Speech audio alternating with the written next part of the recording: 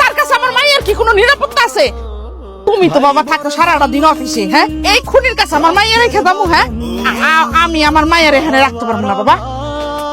আপনারা আমারে মারেন, আমারে যা খুশি করেন, কিন্তু আমার ভাইরে কিছু বলবেন না। তুমি তো জানো আমার ভাইয়ের কিছু হইলে আমি বাঁচবো না, আমি ভাইরে ছাড়া থাকতে পারবো না। থাকো তুমি তোমার এই ভাই লইয়া। যেই সংসারে একটা খুনি থাকবো সেই সংসার তো আমি করব না।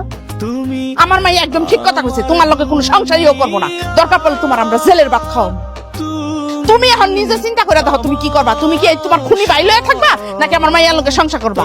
ভাই ভাই তুই চিন্তা করিস না ভাই, আমি চাই না তোর সোনার সংসার নষ্ট হোক।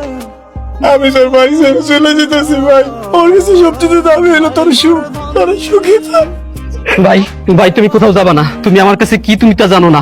আমি অনেকগুলো বছর তোমার সাইডে থাকছি, আমি আর তোমার সাইডে থাকতে পারবো না। তোমার সাইডে থাকা মানে আমার কাছে অনেক বড় কষ্টের বিষয় ভাই। এরকম 10টা সংসার আমার ভাঙতে যাক, এতে আমার কিচ্ছু যায় আসে না, কিন্তু তোমার ছাড়া আমি থাকতে পারবো না ভাই। এই সংসারে আমি আর এক মুহূর্ত থাকুম না। আমি তোমার ডিভোর্স দিয়ে তারপরে এই বাড়ি থেকে যামুগা। শোনো, তুমি কিন্তু কাজটা একদম ঠিক করলা না। আমি তোমার নামে নারী নির্যাতনের মামলা আপনার যা ইচ্ছা তা আপনি করেন, এতে আমার কিচ্ছু যায় আসে না, কিন্তু আমার ভাইরে আমি কোনোভাবেই হারাইতে চাই না। এই হারানোর ধন আমি কোনোভাবেই হারাইতে চাই না। ভাই চলো, তুমি ঘরে চলো। ঠিক আছে থাকো তোমার হারানো ধন লইয়া। ভাই তুমি ঘরে চলো, চলো। জবা জবা খালাম্মা, জবা কেমন আছো জবা? খালাম্মা আসসালামু আলাইকুম। চলো জবা বাড়িতে চলো। খালাম্মা ওর ব্যাগটা গুছাই দেন, এখনই ওর বাড়ি নিয়ে যাবো। আপনি আবার আইছেন কেন? আপনার জন্য আমার সংসার ভাঙতে যাইতেছে, মার খাইতে আসছেন আবার এখানে? যত খুশি আমার মারো, এতে যদি তোমার সংসারটা টিকা যায়, তোমরা ভালো থাকো, আমি মরতেও রাজি আছি। বিশ্বাস করো বোন, আমার না আর বাঁচতে ইচ্ছা করে না। কেন যে আমার ফাঁসিতে হইল না, ফাঁসিতে হইলে তুমি মধ্যে আর ঝামেলা হইতো না। বিশ্বাস করো বোন, আমার না অনেকবার আত্মা করতে ইচ্ছা করছে, কিন্তু পারি নাই। জানি না আবার ক্ষমা করবো কিনা।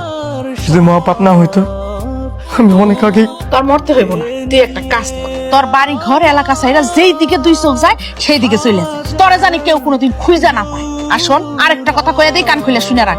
আমি কিন্তু তোর নামে এবং তোর ভাইয়ের নামে দুজনের নামে থানায় জিডি করছি। তুই যদি বাড়ি ছাইরা না যাস না, তাইলে আমি তোর ভাইরে জেলে ঢুকাইছি। আমি আমার ভাইয়ের সুখের জন্য সব করতে পারি, মরতেও পারি। আমি কথা দিলাম আজকে রাতে আমি আমার বাড়ি থেকে চলে আসবো।